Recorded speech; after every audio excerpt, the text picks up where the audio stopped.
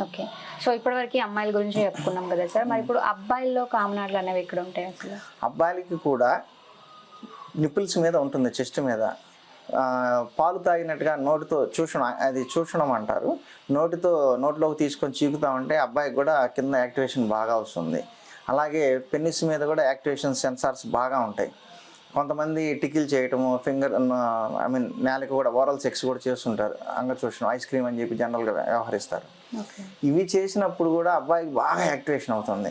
అలాగే అబ్బాయిల్లో కూడా అబ్బాయిలు కానీ అమ్మాయిలు కానీ పై పెదవిలో ఒక నాడి ఉంటుంది, అది బ్రెయిన్లోకి వెళ్తుంది. అది కింద పెనిస్ దగ్గర కానీ లేదా క్లిటోరిస్, లేడీస్లో క్లిటోరిస్ చెప్పాను కదా, ఆ క్లిటోరిస్లో కానీ కనెక్ట్ అయి ఉంటుంది.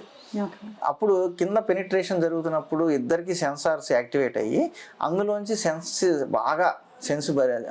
సిగ్నల్స్ బాగా వెళ్ళి బ్రెయిన్లోకి వెళ్ళటం వల్ల వాళ్ళు రిలాక్స్ అయ్యి మంచి క్లైమాక్స్కి వెళ్తారు.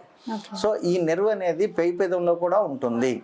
పై పెదవిలో ఉన్న ఆ నెర్వ్ని యాక్టివేట్ చేయడం కోసం ఇప్పుడు ఫ్రెంచ్ కిస్ అని, ఇంగ్లీష్ కిస్ అని, మౌత్ టు మౌత్, ఆ కిస్ చేసేటప్పుడు నేలకితో ఆ పై పెదవి కింద కదిలిస్తారు. అట్లా కదిలిస్తున్నప్పుడు వాళ్ళకి ఆ నెర్వ్ యాక్టివేట్ అవుతుంది. అయినప్పుడు బ్రెయిన్లో కూడా మంచి రిలాక్స్డ్ ఫీలింగ్ కలుగుతుంది, హ్యాపీగా ఫీల్ అవుతారు. ఈ క్లైమాక్స్ అనేది అప్పుడు బాగా వాళ్ళకిద్దరికి వస్తుంది.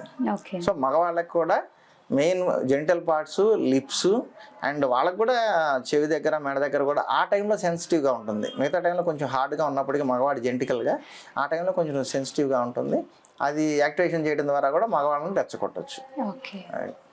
సో చాలా మంది మగపిల్లలు పుట్టాలి అని కోరుకుంటూ ఉంటారు. సో అలాంటి వాళ్ళు ఏ టైంలో కలిస్తే బాగుంటుంది మగపిల్లలు పుట్టాలి అంటే? ఇవన్నీ చాలా రకాల క్యాల్కులేషన్ ఉన్నాయి, కానీ మగపిల్లాడు పుట్టడానికి టైం అని కాదు, జెనెటికల్ ఫ్యాక్టర్ అది. ఇప్పుడు XX అనేది లేడీస్ అయినప్పుడు XY మగవాళ్ళు అవుతుంది. ఆ అవి ఏవైతే కలిసినాయో, XX కలిస్తే అమ్మాయి పుడుతుంది, XY కలిస్తే అబ్బాయి పుడతాడు. అబ్బాయి దగ్గర ఉన్న Y అనే క్రోమోజోము ఎంత బలంగా ఉందో, డామినేటింగ్గా ఉందో అప్పుడు మగపిల్లలు పుడతారు. అందుకని వీళ్ళ ప్రయత్నాలు చేయాలి, కానీ ఇట్లా మగపిల్లడే పుట్టాలి అని చెప్పేసి టైమింగ్స్ ఏమి ఉండవు.